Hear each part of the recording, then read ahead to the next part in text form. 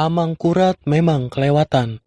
Selain membunuh Raja Cirebon, ia juga menyekap dua putranya yang kala itu masih kecil. Keduanya disandra dan tak boleh meninggalkan Mataram. Tujuannya agar kerajaan Cirebon putus waris dan bubar. Kedua pangeran yang disekap itu bernama Martawijaya dan Kertawijaya. Tapi takdir memang unik. Kelak kedua pangeran itu berhasil meloloskan diri dari sekapan. Dalam masa-masa meloloskan diri, keduanya pernah menjadi gelandangan di Kediri. Hingga kemudian ditemukan oleh intelijen Banten yang sengaja diutus sultannya untuk menyelamatkan kedua pangeran. Selamat datang di channel Duo Saudara TV. Buat kalian yang baru bergabung dengan channel kami, silahkan tekan tombol subscribe dulu dan nyalakan loncengnya, biar kalian tidak ketinggalan video terbaru dari kami.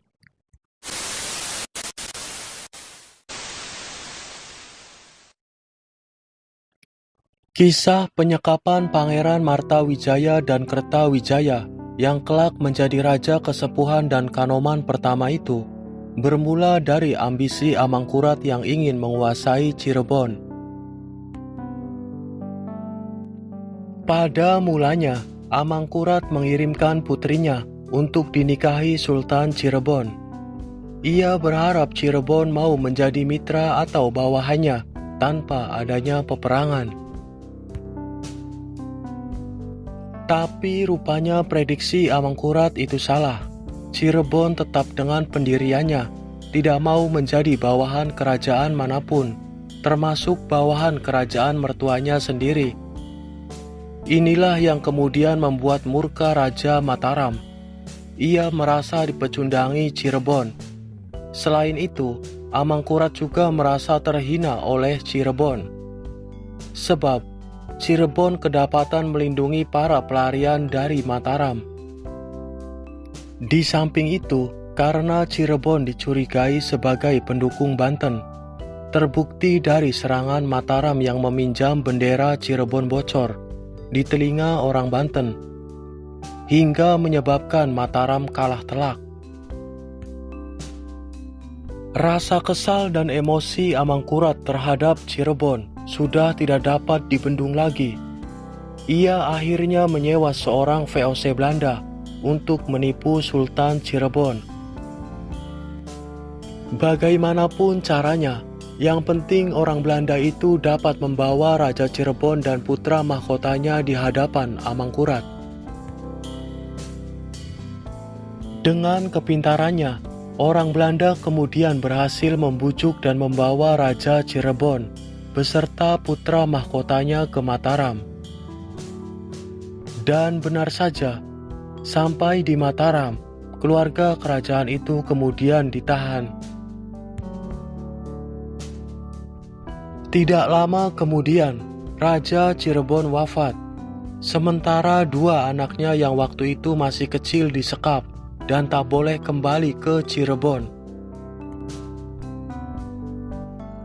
Peristiwa penahanan raja dan putra mahkota Cirebon oleh Amangkurat itu membuat marah Cirebon dan Banten. Diam-diam orang Cirebon dan Banten kemudian mendanai pemberontakan Trunojoyo yang kala itu sedang berkecamuk di wilayah Mataram. Dan benar saja, pemberontakan Trunojoyo yang didukung oleh orang-orang yang merasa sakit hati terhadap Amangkurat kemudian berhasil menggulingkan Amangkurat dari tahta kerajaan. Istana Mataram dapat direbut pemberontak, sementara Amangkurat kemudian tewas dalam pelarian. Pangeran Martawijaya dan Kertawijaya lolos dari sekapan. Pada masa Mataram mendapat serbuan tentara Trunojoyo. Keduanya kemudian ikut serta hijrah ke Kediri bersama tentara pemberontak. Karena memang pusat atau ibu kota para pemberontak yang dipimpin Trunojoyo berada di Kediri. Pangeran Kertawijaya dan Mertawijaya ditemukan oleh intelijen Banten di Kediri, dan kemudian keduanya dibawa pulang ke Cirebon.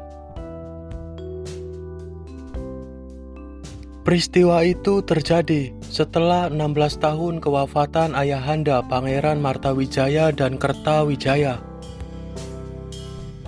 Selanjutnya, berdasarkan titah Sultan Banten, kedua pangeran tersebut kemudian dilantik menjadi raja di Cirebon. Yang satu menjadi raja di Kesepuhan, sementara yang satunya lagi dilantik menjadi raja di Kanoman.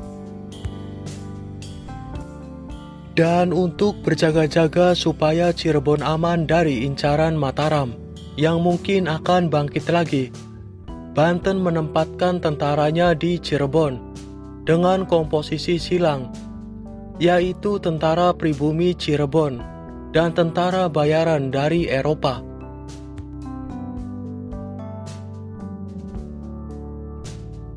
Nah, itulah kisah calon raja Cirebon yang disekap oleh Raja Mataram, yang bisa kami bahas dan kami rangkum. Saya yakin kalian memiliki versi dan pendapat yang berbeda. Maka dari itu silahkan tuangkan pendapat kalian di bawah kolom komentar secara bijak dan santuy. Terima kasih yang sudah nonton videonya sampai selesai. Mohon maaf jika kami salah dalam menyebutkan nama tokoh dan tempat di dalam video ini. Tetap jaga kekompakan dan salam 2S, seduluran selawase.